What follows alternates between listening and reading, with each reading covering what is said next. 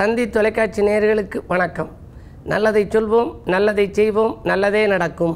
ஒரு வாழ்க்கையில் நல்லது நடக்க வேண்டும் என்று சொன்னால் நல்லதை சொல்ல வேண்டும், நல்லதை செய்ய வேண்டும். அந்த அடிப்படையில் இன்றைக்கு 7/5/2015 வியாழக்கிழமை கேட்டை நட்சத்திரம் மதியம் 12:48 வரை, பிறகு மூலம் நட்சத்திரம். இன்றைக்கு சங்கடகர சதுர்த்தி. சங்கடங்கள் நீங்குவதற்கு இன்றைக்கு ஆனைமுகப் பெருமானை வழிபாடு செய்ய வேண்டும். விரதமிருந்து வழிபட்டால் வியக்கும் வாழ்வு நமக்கு வரும்.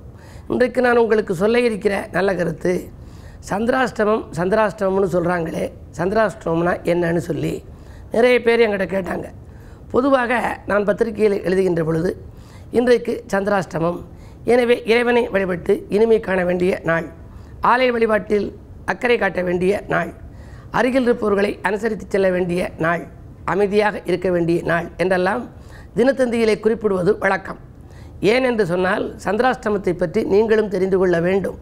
சந்திரன் என்பவன் மனதுகாரகன். நமது மனதுக்கு அதிபதியாக விளங்குபவன் சந்திரன். மனதை கட்டுப்படுத்துகின்ற ஆற்றல், அறிவுத்திறனை நிர்ணயிக்கின்ற ஆற்றலெல்லாம் இந்த சந்திரனுக்கு உண்டு. இந்த சந்திரன் 2.25 நாளைக்கு ஒரு வீட்டிலே இருப்பார். மேஷத்திலே 2.25 நாள், ரிஷபத்திலே ஒரு 2.25 நாள், பிறகு மிதுனத்திலே 2.25 நாள் என்று அப்படியே பவனி வந்து கொண்டிருப்பார். அது விரைவிலே வந்து கொண்டிருக்கிற பொழுது நம்முடைய ராசிக்கு 8ஆம் இடத்திலே அவர் என்றைக்கு வருகிறாரோ, சந்திரன் அஷ்டமத்தில் அடியெடுத்து வைக்கின்ற நாள் சந்திராஷ்டமம். அந்த சந்திராஷ்டமத்தன்றைக்கு நாம் பயணங்கள் வைத்தால் தள்ளி வைத்து விட வேண்டும். அதே போல் வாக்குவாதங்கள் எல்லாம் செய்யக்கூடாது. செய்தால் எதிரிகளின் பலம் மேலோங்கி இருக்கும். சிறு பிரச்சனையில் நாம் தலையிட்டால் கூட அது பெரிதாக மாறிவிடும். 2.25 நாளைக்கு அது உலா வருகின்ற பொழுது மிக மிக மிக மிக கவனத்தோடு இருக்க வேண்டும். அப்படி ஏன் இருக்க வேண்டும் என்பதை பற்றி நான் சிந்தித்து பார்த்தேன். பொதுவாக மனதுகாரகன் என்பதனாலே நாம் அந்த நேரத்திலே ஏதாவது ஒரு புது முயற்சிகள் செய்தால் மனதிலே தடுமாற்றங்கள் வந்துவிடும். அறிவுத்திறன் இருக்கிறதே, அது கொஞ்சம் குறைவாக இருக்கும். மனோபலம் குறைவாக இருக்கின்ற நேரத்தில் நாம் எந்த முடிவெடுத்தாலும் அந்த முடிவு சரியான முடிவாக இருக்காது. அது தவறான முடிவாக வந்துவிடும். முக்கிய பிரச்சனைகளுக்கு முடிவெடுப்பதை குறிப்பாக தள்ளி வைப்பது தான் நல்லது. அன்று அதை தவிர்த்தால்தான் நல்லது. எனவே தான் சந்திராஷ்டமம், கவனம் தேவை என்று பத்திரிகைகளிலே நான் குறிப்பிடுவது வழக்கம். அந்த தேதியிலே குறிப்பாக திருமணம் வைத்து கொள்ளக்கூடாது. கொஞ்ச நாளைக்கு முன்னால் ஒருத்தர் என்ன பண்ணாங்க, திருமணம் முடிஞ்ச பின்னால், விவாகம் முடிந்த பின்னாலே விவாகரத்து ஆகிற அளவுக்கு வந்துருச்சு. வந்த பிறகு அவர்கள் என்னிடம் கேட்டார்கள், இது மாதிரி இப்படி ஆகி போயிடுச்சு ஐயா, கல்யாணம் நல்லா சீரும் சிறப்புமாக எங்களுடைய புதல்விக்கு செஞ்சால் இப்படி வந்துச்சு அப்படின்னாங்க. முகூர்த்த ஓலை இருக்கிறது அல்லவா, அதாவது திருமண அழைப்புதலை எடுத்து வாருங்கள்னு சொன்னேன். அந்த திருமண அழைப்புதலை எடுத்து வந்தால் அதில் பார்க்கின்ற பொழுது தாலி கட்டுகின்ற நேரம் எப்படி இருக்குன்னு பார்க்கணும். அதை பார்க்கின்ற பொழுது அந்த பெண்ணுக்கு சந்திராஷ்டமம் அன்றைக்கு, சந்திராஷ்டமத்தன்றைக்கு அவர்கள் வீட்டிலே மண்டபம் கிடைக்காமல் ஏதோ ஒரு மண்டபம் கிடைத்ததை வைத்துக்கொண்டு அவர்கள் திருமணத்தை முடித்து விட்டார்கள். எனவே இப்படி ஆகிவிட்டதே என்றார்கள். பிறகு அவர்கள் அதற்கு என்ன செய்யலாம் என்றார்கள். பிறகு அதற்குரிய பரிகாரங்களை எல்லாம் செய்தார்கள். என்ன இருந்தாலும் விவாகரத்து அளவிற்கு அது போய்விட்டது என்று சொன்னார்கள்.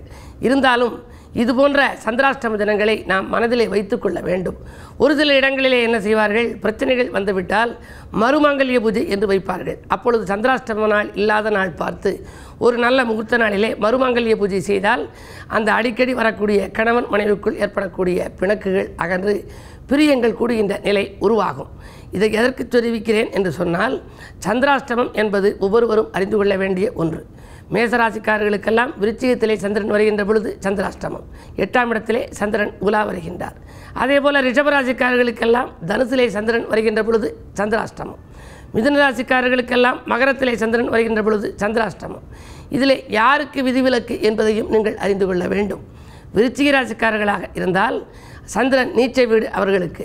எனவே சந்திராஷ்டமம் பெரிய அளவிலே அவர்களுக்கு பாதிக்காது.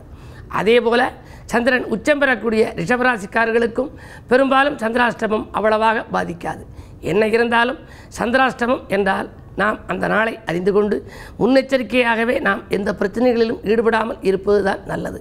சந்திராஷ்டமம் முடிந்த பின்னாலே எந்த காரியத்தை செய்தாலும் அதிலே வெற்றி கிடைக்கும் என்ற நல்ல கருத்தை தெரிவித்து இனி இந்திய ராசி பலன்களை இப்பொழுது உங்களுக்கு வழங்கப் போகின்றேன். மேசராசிக்காரர்களே, உங்களுக்கெல்லாம் மனப்போராட்டமும் பணப்போராட்டமும் அதிகரிக்கும் நாள். காரணம், இன்றைக்கு சந்திராஷ்டமம். மகிழ்ச்சி ஏற்பட மற்றவர்களை கொஞ்சம் அனுசரித்து கொள்ள வேண்டும். குடும்ப பிரச்சனைகள் கொடிகட்டி பறக்கலாம். வரவை காட்டிலும் செலவுகள் கூடும். பயணங்களை மாற்றியமைத்துக் கொள்வதுதான் நல்லது. இந்த நாளை இனிய நாளாக அமைத்துக்கொள்ள சங்கடகர சதுர்த்தி என்பதால் விநாயகப் பெருமானை வழிபட்டு உங்கள் வேதனைகளையெல்லாம் போக்கிக் கொள்ளுங்கள்.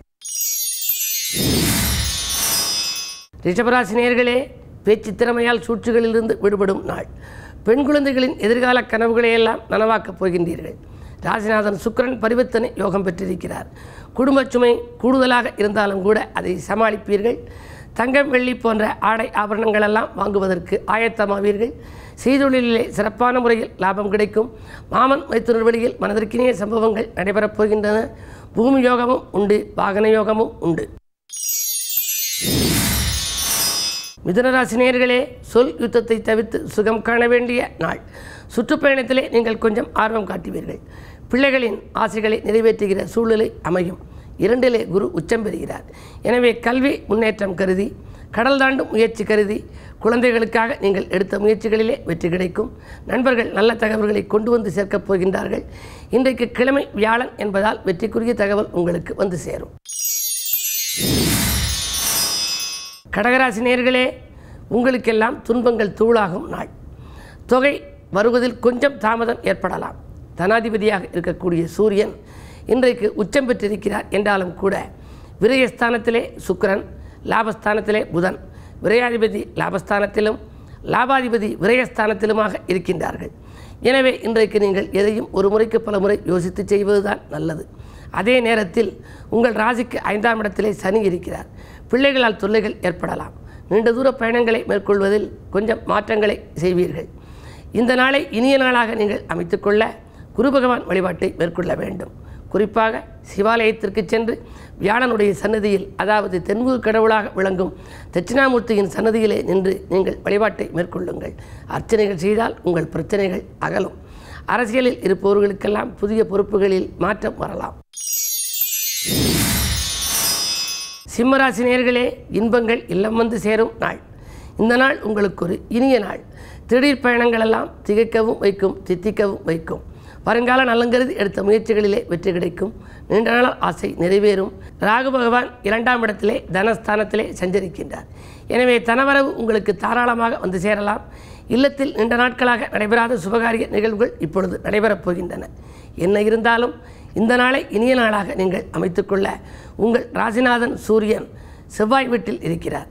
செவ்வாயோ முருகப்பெருமானுக்கு அதிபதி. எனவே முருகப்பெருமான் வழிபாட்டை நீங்கள் முறையாக மேற்கொண்டால் இந்த நாள் மட்டுமல்ல, எந்த நாளும் உங்களுக்கு இனிய நாளாக அமையும். கன்னிராசி நேயர்களே, உங்களுக்கெல்லாம் அடிப்படை வசதிகளை பெருக்கிக் கொள்ள ஆயத்தம் எடுக்கின்ற நாள். சேமிப்பில் சிறிது கரையலாம். இருந்தாலும் கூட சுப விரயங்கள் ஏற்படும். பாகப்பிரிவினைகள் சுமூகமாக முடியும். பக்குவமாக பேசி காரியங்களை சாதித்துக் கொள்வீர்கள். பெண்வெளி பிரச்சனைகள் அகலும். அரசு வழியில் நீண்ட நாட்களாக எதிர்பார்த்திருந்த சலுகைகள் இப்பொழுது உங்களுக்கு வந்து சேரலாம். துலாம் ராசி நேயர்களே, உத்தியோக வாய்ப்பு உறுதியாகும் நாள். நீண்ட நாட்களாக வேலை கிடைக்கவில்லையே என்று கவலைப்பட்டவர்களுக்கு இப்பொழுது இடமாற்றம், ஊர் மாற்றம், வேலை மாற்றங்கள் கிடைக்கலாம். நல்ல வேலைகள் அமைந்தது பற்றி சந்தோஷப்படுவீர்கள். 7ஆம் இடத்திலே சூரிய பகவான் இருக்கிறார். எனவே வாழ்க்கை துணை வழியே வரவு வந்து சேரும். நீண்ட தூர பயணங்களை ஒரு சிலர் மேற்கொள்ள நேரிடும். நிகழ்கால தேவைகள் பூர்த்தியாகும். அரசியல்வாதிகளாலும் உங்களுக்கு அனுகூலம் உண்டு. விருச்சிக ராசி நேயர்களே, 7 சனியிலும் இனிய பலன் கிடைக்கும் நாள் இந்த நாள். எதை செய்தாலும் ஒரு முறைக்கு பல முறை யோசித்து செய்வது நல்லது. காரணம், உங்கள் ராசியிலேயே சனி இருக்கிறார். உத்தியோக முன்னேற்றம் உண்டு. உத்தியோகத்திலே உயர் பதவி கிடைப்பதற்கான அறிகுறிகள் தென்படுகின்றன. அதே நேரத்தில் தனாதிபதியாக இருக்கும் குரு பகவான் உச்சம் பெற்று உங்கள் ராசியை பார்க்கின்றார். பொருளாதார விருத்தி மேம்படும். நினைத்த நேரத்தில் நினைத்த காரியத்தை செய்ய வேண்டுமானால் கைகளிலே பொருள் இருக்க வேண்டும். அந்த பொருளை கொடுப்பவன் குரு பகவான். குருவின் பரிபூர்ண பார்வை உங்கள் ராசியில் பதிவதால் எதை நீங்கள் செய்ய நினைத்தீர்களோ அதை அடுத்த கணம் செய்யக்கூடிய ஆற்றல் குரு பகவானால் தான் கொடுக்க இயலும். அந்த குருவுக்குரிய கிழமை இன்றைக்கு வந்திருப்பதனாலே குருவை வழிபாடு செய்யுங்கள். குதூகலத்தை எல்லாம் வரவழைத்துக் கொள்ளுங்கள். தனுசு ராசி நேயர்களே, தொழிலை விரிவுபடுத்தும் எண்ணம் மேலோங்கும் நாள். தொல்லை தந்தவர்கள் விலகுவார்கள். தொகை கேட்ட இடத்திலிருந்து கிடைக்கும். செய்தொழிலே உங்களுக்கு லாபம் உண்டு. சுக்கிர பார்வை இருப்பதால் ஆடை ஆபரண சேர்க்கை அதிகரிக்கும். மாலை நேரத்தில் வரும் பயணம் மகிழ்ச்சிக்குரியதாக இருக்கப் போகின்றது. மகர ராசி நேயர்களே, உங்களுக்கெல்லாம் தேகநலனில் அதிக அக்கறை எடுத்துக்கொள்ள வேண்டிய நாள். சனியின் பார்வை உங்கள் ராசியில் பதிவதால் அடிக்கடி உடல்நிலை தொல்லைகள் ஏற்படலாம்.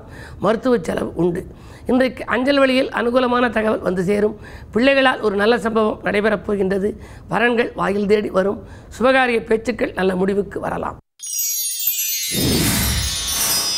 கும்பராசி நேயர்களே, பணியாளர்களால் ஏற்பட்ட பிரச்சனை அகலும் நாள். பாதியில் என்ற பணி இன்றைக்கு மீதியும் முடியும். நண்பர்களின் ஒத்துழைப்பு நல்லவிதமாகவே உங்களுக்கு கிடைக்கும். 4ஆம் இடத்திலே செவ்வாய் இருப்பதால் உடன்பிறப்புகளும் உதவிக்கரம் நீட்டுவார்கள். இடம் வாங்க வேண்டும், வீடு வாங்க வேண்டும் என்ற எண்ணங்கள் இன்றைக்கு பூர்த்தியாகும். விலையுயர்ந்த பொருட்களை வாங்கி மகிழும் நாள் இந்த நாள். மீனராசி நேயர்களே, மாமன் மைத்துனர் வழியில் மகிழ்ச்சிக்குரிய தகவல் வந்து சேருகின்ற நாள். மாலை நேரம் உங்களுக்கு ஒரு பயணம் உண்டு. அந்த பயணத்தால் ஆதாயம் கிடைக்கும். 2லே சூரியன் இருப்பதால் கோபத்தை கொஞ்சம் குறைத்துக் கொள்வது நல்லது. 5ஆம் இடத்திலே குரு பகவான் உச்சம் பெற்றிருக்கிறார். எனவே பிள்ளைகள் வழியில் நல்ல தகவல்கள் வந்து சேரும். கல்யாண கனவுகளை நனவாக்குவீர்கள். கடல் தாண்டும் முயற்சிகளில் ஈடுபட்டிருந்தால் அதரும் வெற்றிகரமாக முடிவதற்கு நீங்கள் ஒத்துழைப்பு செய்வீர்கள். ஆரோக்கியம் சீராகி ஆனந்தப்படுத்தும். இந்த நாள் உங்களுக்கு ஒரு இனிய நாள். மேலும் விவரங்கள் அறிய தினத்தந்தி படியுங்கள்.